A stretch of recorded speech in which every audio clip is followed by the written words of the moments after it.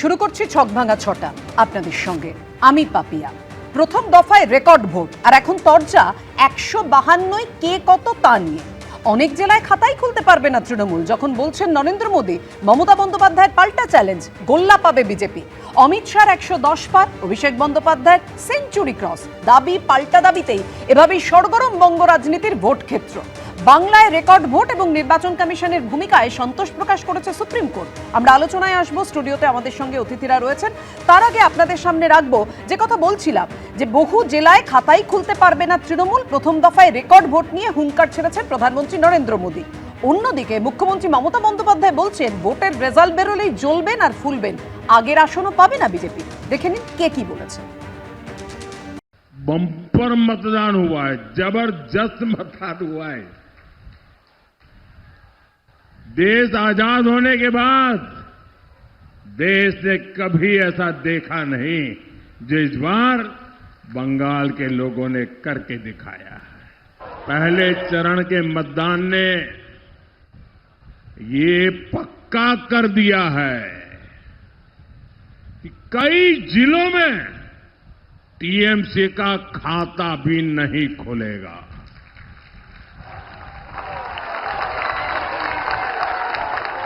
अब दूसरे चरण में आपको टीएमसी की करारी हार पर और विकसित बंगाल के संकल्प पर पक्की मोहर लगानी है। ये कल जो हुआ है उसका रिकॉर्ड तोड़ोगे? ये कल जिन्होंने मतदान किया है उन्होंने आपके लिए चुनौती खड़ी कर दी है। करोगे मतदान इतना? 4 तारीख में रिजल्ट निकालेगा तो देखेंगे জ্বলবেন আর লুচির মতো ফুলবেন। দেখে রাখুন, আমাদের যা মাইনাস জায়গাগুলো ছিল কালকে আমরা এগিয়ে গেছি। বিজেপি অনেক সিটে হারবে। এবারে মনে রাখবেন, যা সিট ছিল তার অর্ধেকও পাবে না। সেই জন্য বাংলা কামড়ে আজকে অমিত বাবুকে মিটিং করতে হয়েছে প্রশাসনকে নিয়ে। ভয় দেখাচ্ছেন সবাইকে। কাকে ভয় দেখাচ্ছেন? 4 তারিখের পরে তোমার দেখা নাই গো, তোমার দেখা নাই, আর কাউকে পাবেন না। এত গর্জন বাংলায় এসে করছেন যেন মনে হচ্ছে সব সিটে আপনি জিতে গেছেন। ঘেচু, আলিপুরদুয়ারে গোল্লা, কুচবিহারে গোল্লা, উত্তর দিনাজপুরের গোল্লা, দক্ষিণ দিনাজপুরের গোল্লা, মালদায় গোল্লা, মুর্শিদাবাদে গোল্লা। রেজাল্টটা বেরোলে মিলিয়ে নেবেন। এত গর্জন করছেন না, এই গর্জনের কি ফল হয় আপনাকে আমরা আগেও দেখেছি। আমি তৃণমূলের প্রতিনিধি উপাসনা চৌধুরীর কাছে আসবো। উপাসনা, মমতা বন্দ্যোপাধ্যায় যখন একথা বলছেন, প্রধানমন্ত্রী তো বলছেন যে বহু জেলায় তৃণমূল খাতাই খুলতে পারবে না, অর্থাৎ ওই জেলাগুলোতে শূন্য পাবে তৃণমূল, একটা আসনও পাবে না। দেখুন, ব্যাপারটা হচ্ছে যে যতবার মোদিবাবু টিভির চ্যানেলের সামনে এসে তার পরবর্তীতে এই কথা বলেন, ক্ষমা করবেন, টিভি চ্যানেলের সামনে তো আসার মতো আজকের পর্যন্ত আমরা কোনোদিন সেইভাবে দেখতে পাইনি ওনাকে। যদি উনি মঞ্চ বেঁধে তার পরবর্তীতে যখন বক্তব্য রাখেন, উনি একটা কথা বলেন, মোদিজি কি গ্যারেন্টি। এবং যখন যখন মোদিজি কি গ্যারেন্টি বলেছেন তার পরবর্তীতে কিন্তু আমরা বুঝেছি যে ফলটা কি হয়েছে। আজকে যখন মমতা বন্দ্যোপাধ্যায় গোল্লার কথা বলছে, আমি তৃণমূল কংগ্রেসের প্রতিনিধি হয়ে একটা কথা বলতে পারি যে 4 তারিখ ওনাদের সকলের বাড়ি পর্যন্ত ওই সবুজ রসগোল্লা পাঠানোর দায়িত্ব না হয় আমরা নেব। কিন্তু যখন স্ট্যাটসের দিকে আসছি তখন একটা কথা আমাদেরকে বলতে হবে যে প্রথম দফার ওই 152টা সিটের মধ্যে 100 কিন্তু অলরেডি তৃণমূল কংগ্রেস পেয়ে গেছে। আর এই জিনিসটাতে ভয় পেয়েছে বিজেপি। তার পরবর্তীতেই বুঝতে পারছি যে কিভাবে আমরা সকলে একটা জিনিস দেখেছিলাম, যে হাতের মধ্যে বালি রাখার পরবর্তীতে অনেকে হয়তো ভাবে যে বালিটা যত চিপে আমরা ধরে থাকবো তত হয়তো বালিটা আমাদের হাতে থাকবে, কিন্তু সেটা কিন্তু বাস্তবে হয় না। অর্থাৎ যত বেশি প্রেশার পুট করা হবে তত বেশি কিন্তু বালিটা তাদের হাত থেকে বেরিয়ে যাচ্ছে। আর হ্যাঁ, এই বাংলার বাটি মমতা বন্দ্যোপাধ্যায়ের হয়েই থাকবে। আর হ্যাঁ, মমতা বন্দ্যোপাধ্যায়ের জন্য, এই বাংলার মাটির মেয়ের জন্যই কিন্তু প্রত্যেকটা প্রতিনিধি সকলেই কিন্তু ভোটটা দিয়েছে। আমি বিজেপির প্রতিনিধি স্বপন দাসের কাছে আসবো। স্বপন দা, অমিত শাহ বলছেন সুনামির কথা, কিন্তু মুখ্যমন্ত্রী তো একেবারে উড়িয়ে দিয়ে এক জায়গা দেখিয়ে দিয়েছেন যে কোন কোন জায়গায় বিজেপির ফল একেবারে শূন্য, গোল্লা পাবে বিজেপি। আলিপুরদুয়ার, কোচবিহার, উত্তর দিনাজপুর, দক্ষিণ দিনাজপুর, মালদা, মুর্শিদাবাদ। যেখানে উত্তরবঙ্গ বিজেপির ঘাঁটি, সেই সব জায়গায় শূন্য গোল্লা। গতকাল যাদবপুরে মমতা ব্যানার্জি একটা মিটিংয়ে, আমাদের মাননীয় মুখ্যমন্ত্রী একটা মিটিংয়ে বক্তব্য রাখতে গিয়ে বললেন, খুব জোরে জোরে বলতে উনি একটা শব্দ, কতগুলো শব্দ উনি বলেছিলেন, একটা লাইন সেটা আমি বলি, তৃণমূল হাঁটতে পারে না, ঠিক এইভাবে বলেছিলেন। বিভিন্ন উত্তেজিত বলতে তৃণমূল হাঁটতে পারে না। আমার একটা গল্প মনে পড়ছে যে এক ভদ্রলোকের গরু হারিয়েছিল, তো গরু হারিয়ে যাওয়ার পর তিনি তার স্ত্রীকে মা বলেছিলেন আর ছেলেকে ভাই বলেছিলেন। তো আজকে ওনার অবস্থা ঠিক তাই হয়েছে। আরে ভাই, 2024-এও ওই জোনটাতে 152টার মধ্যে বিজেপি 64টাতে এগিয়েছিল, ওটা আমাদের দুর্গ। 10খানা এমপি আছে আমাদের, তো আমরা সেখান থেকে সমস্ত জেলাতে যদি শূন্য পাবো, আর উনি তাহলে কী পাবেন? সব সিট পাবেন? এটা কোনো তো যুক্তি হতে পারে না। আসল যুক্তি, ভোট হচ্ছে একটা অঙ্ক আপনাকে মানতে হবে, এবং সেই অঙ্কে বিজেপি 110-এর উপর আসন পেতে চলেছে, এটা বাস্তব, এটা মেনে নিতে হবে। তৃণমূল হেরে গেছে।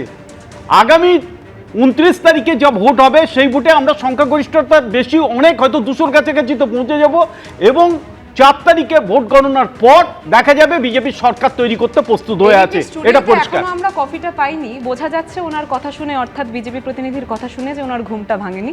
তাই আমি এবিপি স্টুডিওকে একটু উপাসনা করব যে আপনার জন্য একটু কফিটা প্রদান করা। উপাসনা, নির্বাচন একটা অঙ্ক, আর ভোটটাও এবং একটা সেই অঙ্ক দিয়েই আমরা বলছি, সেই অঙ্ক দিয়েই আমরা বলছি, এই যে কি জানেন তো, যে আপনারা যখন বাংলায় আসেন তখন মনে করেন যে দুটো হাতে দুটো ইলিশ মাছ, মুর্শিদাবাদে গতবার 20টা আসন পেয়েছিল, এবার 10টা আসন জিতে আসো। আপনারা সেটা কিন্তু মালদাতে জিতে আসো দুটো আসন। আমরা এই দৃশ্য দেখেছি যে কিভাবে বাংলা ছাড়া বিভিন্ন জায়গায় যখন ইলেকশন হচ্ছে তখন কোথায় সিনটোনটা হঠাৎ করে ফর্সা থেকে কালো হয়ে যাচ্ছে। কিন্তু সেই জিনিসটা কত আসন পাবে তাই নিয়ে স্টুডিও তো তৃণমূল বিজেপি তরজা একেবারে তুঙ্গে। আমি দেবাশিসদার কাছে আসবো। দেবাশিসদা, অমিত শাহ বলছেন 110 পার, অভিষেক বন্দ্যোপাধ্যায় বলছেন গতকালই সেঞ্চুরি ক্রস করে গেছে তৃণমূল। সিপিএম এর টার্গেট কি? আগে উনারা যেটা, না একটা কথা বলি, সেটা হচ্ছে যেভাবে ভারতের মাননীয় প্রধানমন্ত্রী এবং রাজ্যের মাননীয় মুখ্যমন্ত্রী সংখ্যা অ্যাসার্ট করছেন, তাতে কিন্তু একটা জায়গা পরিষ্কার যে কালকে 152টা আসনের উপর ভোট হয়নি, ন্যূনতম কালকে ভোট হয়েছে 200 থেকে 350-র কাছাকাছি। কারণ এই দুজন গুরুত্বপূর্ণ মানুষ দুজনেই যদি ঠিক কথা বলেন, তাহলে তার যোগফল কখনো মাত্র 152 হতে পারে না।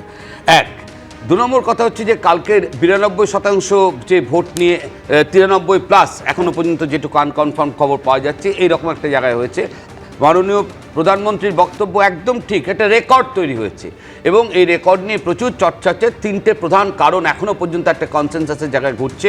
1 নম্বর ঘটনা হচ্ছে যে কোনো একটা ভাগের নিচের অংশটা, হ্যাঁ, ডিনোমিনেটর যেটাকে আমরা বলি, সেটা যদি কমে যায়, যেটা এসআইআর এর ফলে প্রায় 1 লক্ষের একটু কম বাদ গিয়েছে, ফলে স্বাভাবিকভাবেই পশ্চিমবঙ্গের গড় যে ভোট পার্সেন্টেজ পড়ে তাতে পার্সেন্টেজটা বাড়ে। 2 নম্বর হচ্ছে এসআইআরকে কেন্দ্র করে যে ঘৃণ্য রাজনীতি আমাদের রাজ্যে হয়েছে এবং নির্বাচন কমিশনের ব্যর্থতার পাশাপাশি লক্ষ্য করা গিয়েছে।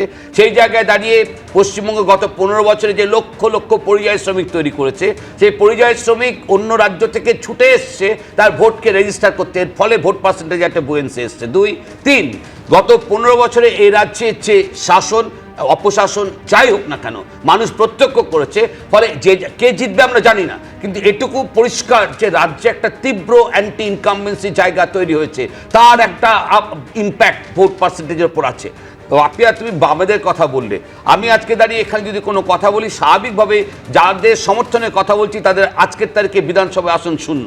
হ্যাঁ, এটা মনে রাখতে হবে যে সেই বামপন্থী একটা মতাদর্শ, এটা কোনো আঞ্চলিক দল, সর্বভারতীয় আঞ্চলিক দল নয়। এটা মনে রাখতে হবে যে এটা এই মতাদর্শকে কেন্দ্র করে যে রাজনৈতিক চর্চা, এই শূন্য সংখ্যাটাকে বিধানসভায় রেখে এবছর হচ্ছে, তাতে নিশ্চিতভাবে ফল প্রকাশের পর 2টো বিষয় নিয়ে আমরা সবাই আলোচনা করতে বাধ্য থাকবো।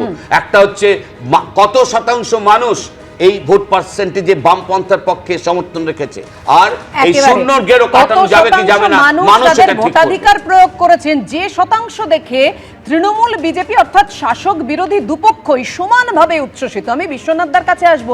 বিশ্বনাথদা, 92.35% ভোট পড়েছে প্রথম দফার ভোটে, কিসের ইঙ্গিত?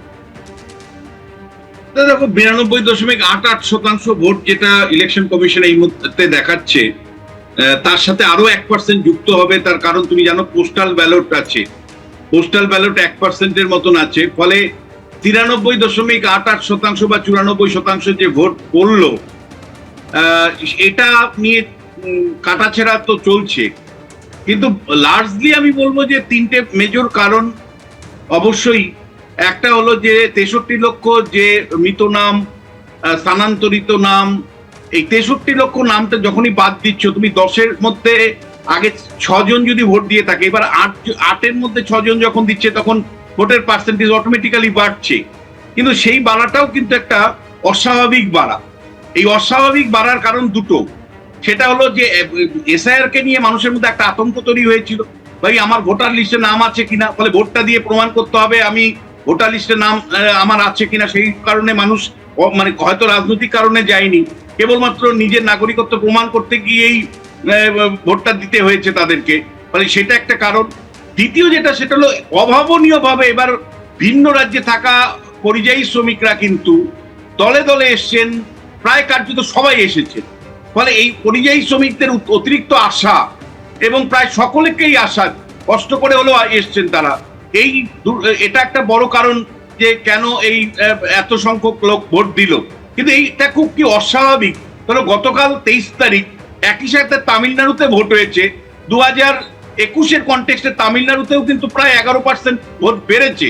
ফলে আমাদের যেমন ভোট বেড়েছে, তামিলনাড়ুতেও প্রায় সম পরিমাণে ভোট বেড়েছে, কিন্তু রাজনৈতিক তাৎপর্য ডেফিনেটলি আলাদা আছে। আমি দুটো জায়গা থেকে বলতে চাই। তৃণমূল কংগ্রেস বলতে চাইছে যে ভাই এসআইআর এ মানুষ বিরক্ত হয়েছে, ফলে সব মানুষ এসে ঢেলে বিজেপির বিরুদ্ধে ভোট দিয়েছে, কেমিস্ট্রি কাজ করবে, ফলে সমস্ত ভোটার এসআইআর এ বিরক্ত হয়ে ইলেকশন কমিশনের বিরুদ্ধে গিয়ে বিজেপির বিরুদ্ধে গিয়ে ভোট দিয়েছে। উল্টো দিকে বিজেপির অঙ্কটা কি? বিজেপির অঙ্কটা কিন্তু আজকে সকাল থেকে আমি কষবার চেষ্টা করেছি। সেটা হলো যে 3 ধরনের কনস্টিটিউয়েন্সি পাচ্ছি আমি। সেটা হলো যে যেখানে সংখ্যালঘু মুসলিমদের সংখ্যা আছে বেশি পরিমাণে, 50-এর উপরে, কিছু বিধানসভা আছে যেখানে 10% বা তার নিচে সংখ্যালঘুরা আছে, মানে যে প্রিডমিনেন্টলি হিন্দু বিধানসভা কেন্দ্র, আর মিক্সড বিধানসভা কেন্দ্র যেখানে হিন্দু মুসলমান সম পরিমাণে আছে। ভোট কিন্তু সবচেয়ে বেশি দিয়েছে মিক্সড এলাকাতে, অর্থাৎ হিন্দু মুসলিমের রেশিও যেখানে কাছাকাছি, সেইখানকার মানুষরা কিন্তু বেশি পরিমাণে, প্রায় বলা যায় 97% ভোট দিয়েছে। অন্যদিকে মুসলিম এলাকাগুলোতে তারা ভোট দিয়েছে 94%-এর মতন। হিন্দু এলাকায় গড়ে ভোট হয়েছে 92.50% মতন হিন্দু প্রধান বিধানসভা কেন্দ্রগুলোতে। এবার প্রশ্ন আসবে যে তাহলে কি অতিরিক্ত ভাবে মুসলিমরা যে ভোট দিল যে মুসলিম প্রধান কেন্দ্রগুলোতে, সেই সংখ্যাটা কি ইন টার্মস অফ সংখ্যা নাম্বার, সেটা কি মুসলিমরা বেশি? উত্তর না। কেন না? তার কারণ ডিলিশন, যে ডিলিশনের সংখ্যাগুলো আমার কাছে আছে সেখানে রেশিও অনুযায়ী শুধু বলি আমি, তাহলে সেখানে মুসলিমদের ডিলিশন অনেক বেশি হয়েছে। ফলে অতিরিক্ত মুসলিম এলাকায় ভোট করার পরেও দেখা যাচ্ছে হিন্দু ভোটের পার্সেন্টেজ কিন্তু বেশি, মানে Hindu in terms of total Hindu সংখ্যা কিন্তু বেশি।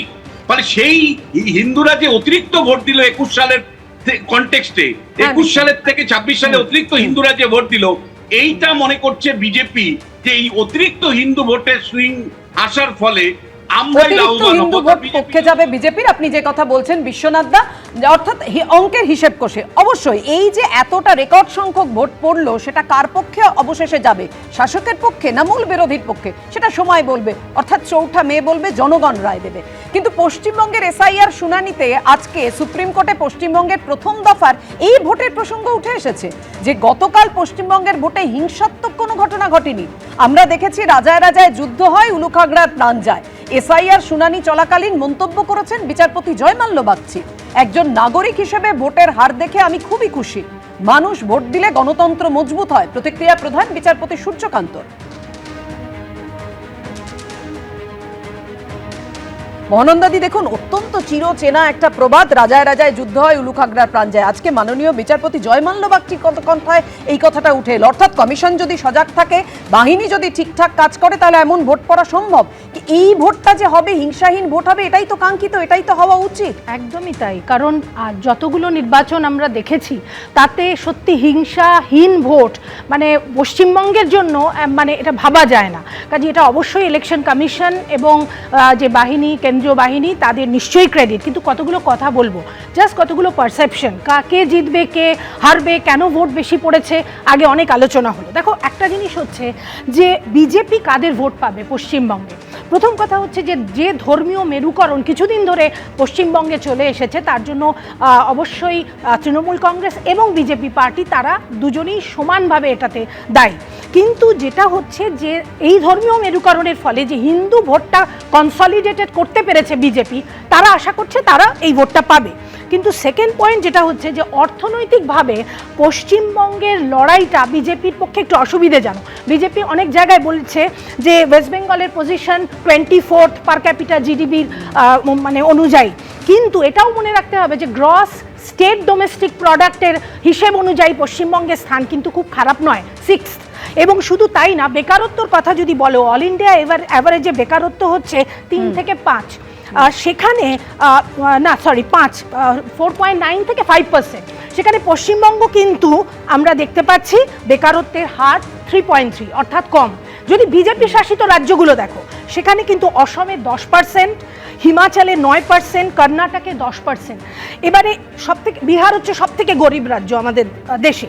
শিল্পায়ন সারা দেশেই কিন্তু সেভাবে হচ্ছে না, কিছু ক্ষেত্র ছাড়া। এবারে পয়েন্টটা হচ্ছে কাজে এই জিনিসগুলো নিয়ে বিজেপি লড়াই করতে পারবে এই না। জিনিসগুলো আদৌ ভোটে কতটা প্রভাব করবে? কিন্তু দেখুন, ভোটদানের হার ঐতিহাসিকভাবে যে জায়গায় পৌঁছে গেছে তা নিয়ে কিন্তু সন্তোষ প্রকাশ করেছে সুপ্রিম কোর্ট। এবিপি আনন্দ, এগিয়ে থাকে, এগিয়ে রাখে।